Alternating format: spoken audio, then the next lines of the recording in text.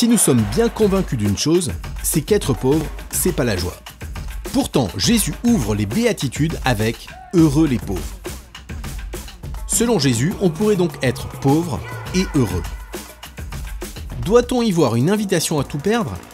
Alors que le pape Benoît XVI nous certifie pourtant que Jésus n'enlève rien et qu'il donne tout ? Regardons de plus près. La conséquence de la pauvreté, c'est la dépendance à l'autre. SDF avec le fils prodigue, migrant avec le samaritain, infirme avec les lépreux, les aveugles et les paralytiques. Jésus a côtoyé tout type de pauvreté. Le point commun à tous ces pauvres, c'est qu'ils sont dans une attitude de dépendance. Dépendance, ce mot si mal vu dans notre société où tout nous pousse à ne dépendre de personne. Sauf peut-être de notre téléphone.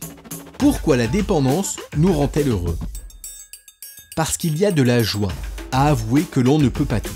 De la joie à ne pas compter que sur nos propres forces.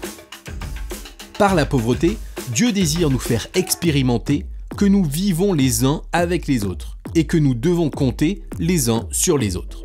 Tour à tour aidant et aidé. Mais si Dieu cajole les pauvres et leur posture, il combat durement la misère et nous invite à faire de même. Dieu ne veut pas nous voir ni miséreux ni indignes. Il désire simplement que nous nous appuyions sur lui dans chaque moment de notre vie. La première attitude de pauvreté, c'est de commencer par reconnaître que Dieu est au-dessus de nous et accepter de dépendre de lui. Puis nous constatons que Dieu se révèle concrètement dans le regard de notre prochain. La pauvreté nous mène alors à la charité, le cœur de notre relation à Dieu.